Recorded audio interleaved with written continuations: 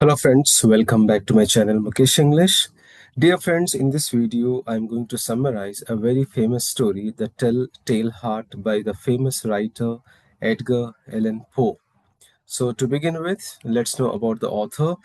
Edgar Allan Poe was an American writer, poet, editor and literary critic who is best known for his poetry and short stories, particularly his tales involving mystery and the macabre.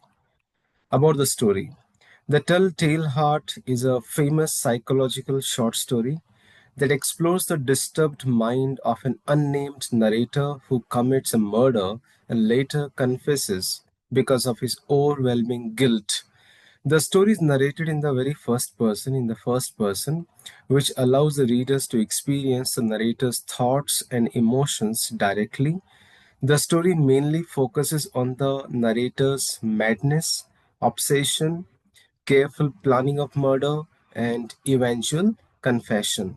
So we'll discuss the story theme wise. So for each incident, I given a theme, so it will be very easy for you to understand. To begin with, let's know the characters in the story. So we have here four important characters. One is the narrator. The narrator, who is the central character, and he himself is a storyteller. He's mentally disturbed, obsessive, and unreliable. You can't believe him. Although he repeatedly claims to be sane, his action shows that he's a mad fellow. The old man, the another character, the old man who is a victim in the story, he's described as kind, harmless, but he has a pale blue vulture eye that terrifies the narrator. Then the next three characters we have here, three policemen. So the police officers here refers to the law and order, and they calmly investigate the house and unknowingly trigger the narrator's confession. Then another character we have here, neighbor, the neighbor who briefly appears in the story by reporting the scream to the police. So he listens to the scream, then he reports to the police. So these are the characters we'll see in the story here. Now, the narrator's claim of sanity. The story begins here. The story begins with the narrator who is insisting that he is not a mad fellow. He says that although he has been very ill, but his illness actually has made his senses very sharper and very stronger. In particular, he claims that his sense of hearing has become extremely sensitive. So, according to the narrator, he can hear the sounds which ordinary people cannot hear, like the sounds from heaven, the sounds from hell. So, this is how he's trying to say that though he has been ill, but actually his senses are sharper and stronger, and he can hear such sounds which an ordinary person cannot hear, sounds from heaven or sounds from hell. So, this is the narrator's claim of sanity. The narrator asks the listener to carefully hear his story because he believes that by explaining his actions step by step, he will prove that he will prove that he is perfectly sane and logical. However, the narrator's nervous tone, repetition, and strange thoughts immediately creates suspicion in the narrator's mind, in the reader's mind, that he's mentally stable. So sometimes he becomes very nervous, sometimes he repeats the things that makes us to believe that yes, this person is very mentally unstable, right? So the narrator's relationship with the old man. The narrator explains that he lived with an old man. The story does not clearly explain their exact relationship. The old man could be a master, the old man could be a landlord, and the old man could be someone with whom the narrator lived and worked. So there's no any kind of indications that who is this old man, but he says that he lived with an old man. Importantly, the narrator says that he did not hate the old man. The old man had never harmed him. The narrator did not want, but he says that he didn't want the old man's money. In fact, he even says that he loved the old man.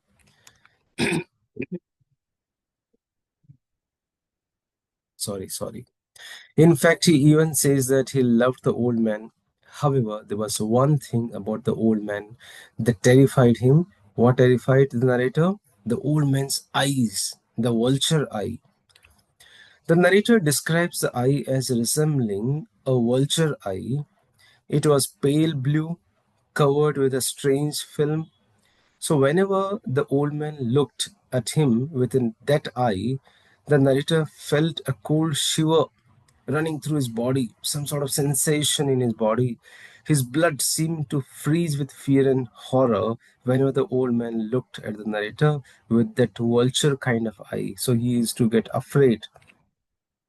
Because of this intense fear and obsession, the narrator finally decided that the only way to escape the terror of that eye is to kill the narrator, is to kill the old man and permanently destroy the eye. So the narrator thought that there's only way to get rid of this kind of fear and obsession. I should kill this old man, so automatically the eye will also get destroyed and he won't get fear of such kind of eye. This kind of thought comes in the mind of narrator.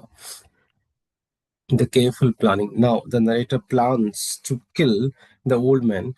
The narrator again argues that he cannot be mad because he planned the murder very carefully and very intelligently. He says that I'm not a mad fellow. If I would have been a mad fellow, I could not plan to murder this old man. So for 7 nights in a row, means to say continuous nights, he follows the same routine. What does he do?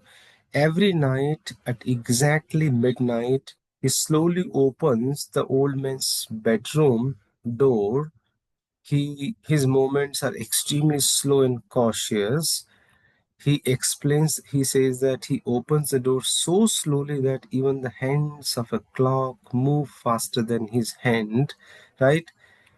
After opening the door slightly, he carefully puts his head inside the room. In his hand, he holds a lantern which is covered with cloth so that no light goes or falls towards the old man. Right? So once he's inside the room, he slowly lifts the cloth just a little so that a thin ray of light falls directly on the old man's eye. However, during those 7 nights, the eye always remains closed because the old man is asleep. The narrator says that he cannot kill the old man when the eye is closed. So, according to him, it's not the old man himself that he wants to kill, but he also wants to kill even the evil eye. Right? He doesn't want to kill the old man, but he would like to kill that evil eye. So during the daytime, the narrator behaves very kindly, very lovingly towards the old man. He talks to him politely, asks him how he slept. The old man never suspects that the narrator secretly watching him every night whenever he was slept, right? So that's the old man has no idea about such kind of secret murder plan which narrator has been doing since 7 nights. Now the eighth night, which is called the night of the murder. On the eighth night, the narrator is even more careful and more excited because he believes the time has come to complete his plan. So, while opening the lantern, however, the narrator's thumb slips and makes a small noise. The old man suddenly wakes up and sits upright in bed, crying, "Who's there?" The narrator immediately freezes and remains completely still and silent. He does not move even for an entire hour. He was just simply standing for 1 hour. During this time, the old man sits awake in bed, frightened. He senses that something is wrong, even though he cannot see the narrator in the darkness. The narrator hears the old man release a low cry of fear, which he recognizes as the sound of someone who is terrified. Slowly and carefully, the narrator lifts the cloth covering the lantern so that a narrow beam of light falls on the old man's eye. The eye is now wide open, And when the narrator sees the eye which is staring at him, his anger becomes very intense. He becomes very much angry. And finally, the beating of the heart. At this moment, the narrator hears a faint sound. What kind of sound? Very faint sound. It is a soft and quick beating sound, similar to a clock ticking behind a wall. Thuk, thuk, thuk, thuk, thuk, thuk. And the narrator realizes that the sound is the old man's heartbeat, which is beating rapidly. Why? Because of fear. As the narrator continues watching the old man, the sound of the heartbeat grows louder and louder. The narrator becomes increasingly nervous and angry. He fears that the loud beating might wake the neighbors. The neighbors may come out because of this heart beating sound, and unable to tolerate unable to tolerate the sound anymore, he suddenly rushes into the room and shouting, "Die, die!" Right? He drags the old man to the floor, pulls the heavy bed over him, suffocate him. He covers his fate. He suffocates him. Sorry. For several minutes, the narrator can still hear the old man's heart beating beneath the bed covers. Eventually, the beating stops completely, and now the old man is dead. The narrator listens carefully by placing his ear on the body and confirms that there is no heartbeat now. He feels satisfied because the terrifying eye will never, never trouble him again because the old man is no more. Now he has to hide the body. Murder is done. The narrator then begins to hide the evidence of the crime. He cuts the old man's body into pieces by removing the head, the arms, the legs. He's very careful not to spill a single drop of blood on the floor.